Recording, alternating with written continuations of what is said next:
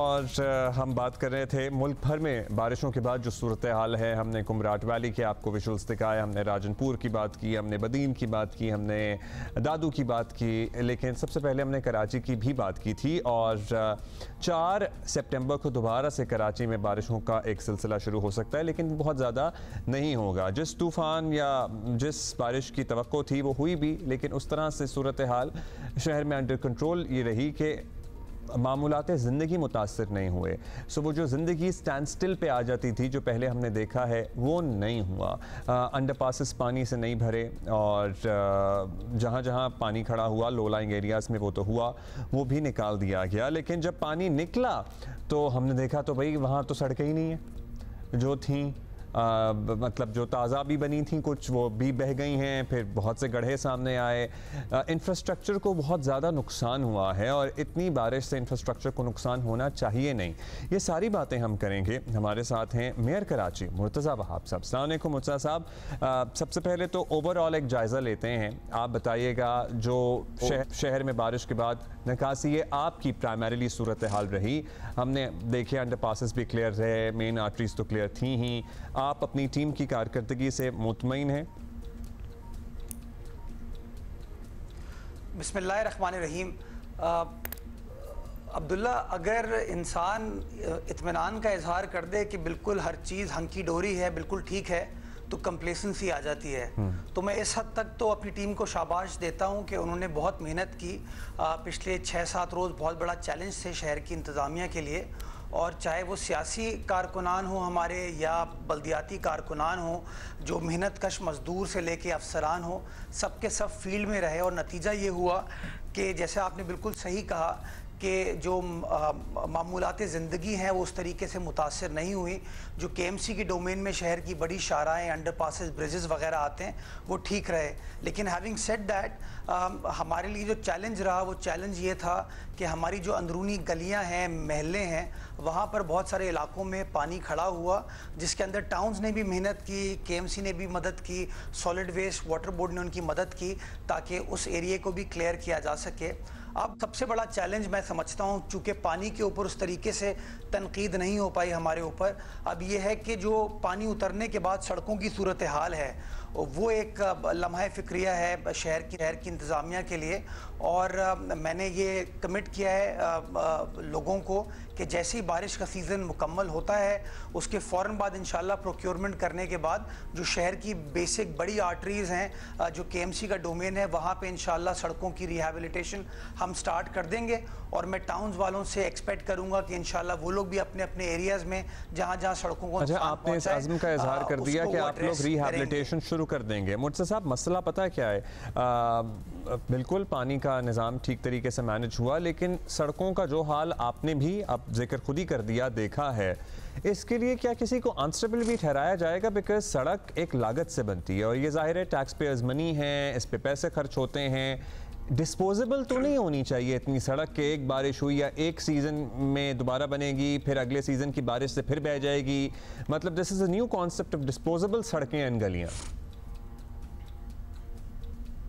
आपने अब्दुल्ला बिल्कुल ठीक कहा कि क्वालिटी के ऊपर कोई कॉम्प्रोमाइज़ नहीं होना चाहिए। हमें समझने की 2 चीज़ों की ज़रूरत है। जहाँ जहाँ मेरे सामने इस चीज़ की आइडेंटिफिकेशन हुई कि कहीं क्वालिटी के ऊपर खुदा न खास्ता कॉम्प्रोमाइज़ किया गया या कहीं चीज़ों को सही तरीके से नहीं किया गया, तो मैंने ख़ुद अपने डिपार्टमेंट में जो एहलकार हैं उनके साथ उस बात का नोटिस लिया और मैंने ख़त भी लिखा जैसे पहली बारिश का फेज़ स्टार्ट हुआ कि यहाँ मुझे इश्यूज़ आइडेंटिफाई हुए and I can not tolerate this. इसको इन्वेस्टिगेट किया जाए, इसको इंक्वायर किया जाए कि इसमें गलती किसकी है। ये इस चीज़ को मैं एक्सेप्ट करता हूँ। जो दूसरी चीज़ है ना अब्दुल्ला, वो समझने की ज़रूरत ये है कि पानी डामर का दुश्मन है। जब कभी भी आप पैच वर्क करेंगे और उस पैच वर्क के अंदर अगर सेवरेज का निज़ाम दुरुस्त नहीं होगा, अगर जो है वहाँ पर ड्रेन नहीं होगी और पानी even for a short duration वहाँ पर आके खड़ा होगा तो वो डामर को उखाड़ के ले जाएगा। ये ज़्यादातर ये जो हमें चैलेंज का सामना करना पड़ा है ये उन जगहों पर करना पड़ा है जहाँ पर मल्टी स्टोरीड बिल्डिंग्स बना दी गई हैं 100-100 गज के प्लॉट्स के ऊपर। मतलब मैं आपको एग्जाम्पल दूँ, आप लियाकताबाद जाइए, आप लालू खेत जाइए, वहाँ पे 80 गज के प्लॉट पे उन्होंने 5 मंजिला इमारत बना दी है। अब सेवरेज की लाइन तो तब्दील नहीं हुई है, सेवरेज का निज़ाम वही है, तो उसमें बारिश का पानी भी आया, सेवरेज भी आई, नतीजा ये हुआ कि वो पानी जो खड़ा हुआ उसने उस डामर को नुकसान पहुँचाया। इसको हमें एड्रेस करने की ज़रूरत है लॉन्ग टर्म बेसिस के ऊपर, ताकि हमारी जो सड़कें हैं वो सस्टेनेबल हों, वो ड्यूरेबल हों। हम जो अब ये सड़कें बनाने जाएंगे, हम इसके अंदर नेस्पाक को as a third party consultant hire करेंगे, ताकि क्वालिटी के ऊपर सिर्फ इदारा अपनी सर्टिफिकेशन ना दे, बल्कि एक थर्ड पार्टी मॉनिटर बैठा हो जो कि क्वालिटी स्पेसिफिकेशंस को सर्टिफाई करे। क्लियरली मतलब अगर सीवेज भी नहीं डाली तो वो प्लानिंग का फुकतान है कि सड़क बन गई और सीवेज नहीं डाली, और हमने कितना ही अपने ही इलाकों में देखा हुआ है। अगर तो कहीं पानी इसलिए खड़ा रहा कि ड्रेनेज का निज़ाम नहीं था। जी जी जी जी प्लीज़ यू कैन। मैं I just want to interject. देखिए ना, वहाँ सेवरेज की लाइन डलनी नहीं थी। मैं एग्जाम्पल आपको ये देना चाह रहा हूँ कि अगर शहर की प्लानिंग हुई हुई है कि उस सड़क पर उस गली में लेट से 100 लोग बसेंगे, और अब 100 लोग नहीं हैं, वहाँ पे 1000 बंदा बस रहा है, तो देयर इज अ प्रॉब्लम। ये जो शहर भर में पोर्शन माफिया बनी है, और ट्रेजेडी ये है मुर्तज़ा साहब, आपने शुक्र है कि इस बात का जिक्र किया पोर्शन माफिया का, आप खुद ही ये टॉपिक लिया है, क्योंकि ये एक और मसला है, और ये इजाज़तें कैसे मिल जाती हैं ये एक बहुत बड़ा सवालिया निशान है कि 100 गज़ के प्लॉट पे इतनी मंजिलें खड़ी करने का, या इवन रेजिडेंशियल एरियाज़, आप नाज़िमाबाद को ले लें, आप गुलशन को ले लें, जो कि बड़े बेहतर इलाके फेडरल भी एरिया कंसिडर किए जाते थे, इसमें एक एक घर पे कितनी मंजिलें बन के क्या हाल हुआ है। ज़ाहिर है सबकी मिली भगत से हुआ है। नहीं, अब ये अब्दुल्ला समझने की आपको ज़रूरत है, फिर मेरे जो मुखालफीन हैं नाराज़ हो जाते हैं। मैंने भी ये बात कही, आप भी इस बात को एक्सेप्ट करते हो कि उस रेजिडेंशियल एरिया के ऊपर मल्टी स्टोरीड बिल्डिंग्स बन गई। उसकी कमर्शलाइजेशन का आगाज़ हुआ 2003 में, जब उस वक्त के नाजिम ने इजाज़त दी कि किसी घर को आप कमर्शलाइज कर लें प्लॉट को, और उसके ऊपर आप एक मल्टी स्टोरीड बिल्डिंग बना लें। फिर 2003 के बाद दूसरी बार ये काम 2006 में हुआ, जब उस वक्त के नाजिम ने इस बात की इजाज़त दी। तो कराची का जो ओरिजिनल मास्टर प्लान था उसके अंदर बिगाड़ आना शुरू हुआ जब 2003 में पहली बार 22 सड़कों को कमर्शलाइज किया गया, और दूसरी बार जब 2006 में आपने 28 सड़कों को कमर्शलाइज किया। और उस कमर्शलाइजेशन के बाद ये जो अनप्लैंड शहर के अंदर रेजिडेंशियल एरियाज को कमर्शलाइज कर दिया गया, उसका खमियाजा आज हम भुगत रहे हैं। This is a challenge for the city administration, और बुनियादी वजह यह है हमारे इंफ्रास्ट्रक्चर की तबाही की। अच्छा, आप कह रहे हैं बुनियादी वजह ये इंफ्रास्ट्रक्चर की तबाही की 2006 और 2003, लेकिन उसके बाद आज भी अगर आप चाहें तो कुछ ना कुछ करके लोग जुगाड़ लगा लेते हैं और ये काम हो जाते हैं। आपकी बात दुरुस्त है, जो पोर्शन माफिया है उसका तो कोई अप्रूवल ही नहीं होता शहर के अंदर। ये ऐसे ही कंस्ट्रक्ट कर रहे हैं, 80 गज के एक प्लॉट को लेते हैं, दे स्टार्ट कंस्ट्रक्टिंग। बाकी जो कमर्शलाइजेशन की इब्तदा है ना अब्दुल्ला, वो 2003 में जब स्टार्ट हुई और 2006 में उसको कंटिन्यू किया गया ना, तो मैं आपको मिसाल ये देता हूँ। होता ये है कि आपने एक चीज़ कर दी, फिर जिस बंदे को वो बेनिफिट नहीं मिलता वो अदालत जाता है, और अदालत को कहता है कि सरकार मेरे साथ डिस्क्रिमिनेशन कर रही है और इस तरह करे। मैं आपको बेशुमार सड़कें बता सकता हूं। और इसमें जाहिर है मुर्तज़ा साहब, हम बिल्डिंग कंट्रोल अथॉरिटीज़ के किरदार को भी इग्नोर नहीं कर सकते। जो बिल्डिंग कंट्रोल अथॉरिटीज़ हैं हमारी, जाहिर है उनका काम है कि ये सब रोकें और उसको ठीक करें, लेकिन जाहिर है वो लोग अपना काम नहीं करते हैं। अच्छा जी, एक हमारा बड़ा ही अफसोसनाक वाक़या रिपोर्ट हुआ। ये आपकी बात दुरुस्त है जी। अब ये कुएं में जो बच्चे गिरे और उसके बाद प्लम्बर भेजा उन्होंने, प्लम्बर भी फौत हो गया। इससे पहले भी हमने मलीर में, वो तो सीवेज का कुआं था, ये पानी वाला कुआं था। अब इसमें समझ नहीं आता कि कैसे लोगों को भी हम एजुकेट करते हैं इस प्लेटफॉर्म के ऊपर कि अपने भी इर्द गिर्द का ख्याल रखें, बच्चों का भी ख्याल रखें।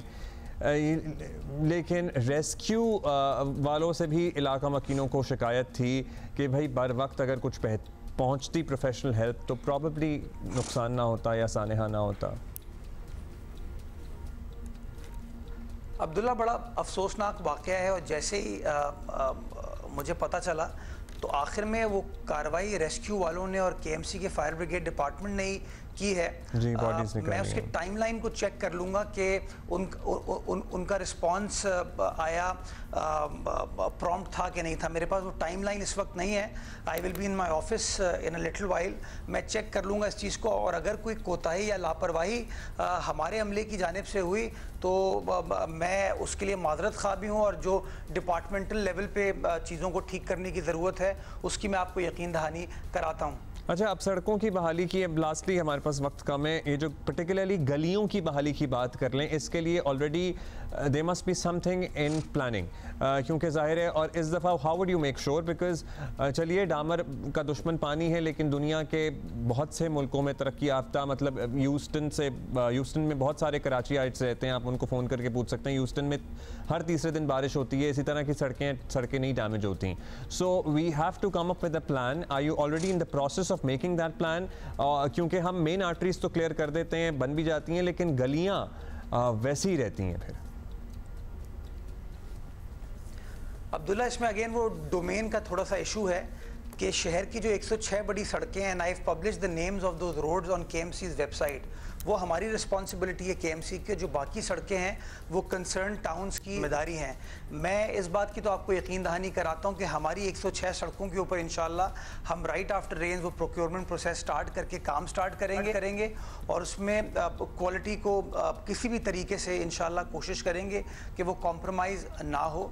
जो गली मोहल्ले उसके लिए टाउन्स को काम करना है, लेकिन अगेन मैं टाउन्स के साथ बैठने को तैयार हूँ कि किस तरह मिलकर काम कर सकते हैं ताकि क्वालिटी किसी तरीके से कॉम्प्रोमाइज़ ना हो। और अब तो टैक्स जमा होना शुरू हो गया है, तो उसमें हम मतलब फंड्स की कमी का शिकवा में भी नहीं सुनेंगे कि फंड्स नहीं हैं हमारे पास मैसर, इसलिए हम शहर की बेहतरी या सफाई सुथराई के लिए हमें और पैसे दरकार हैं। Do you think that problem is sorted now?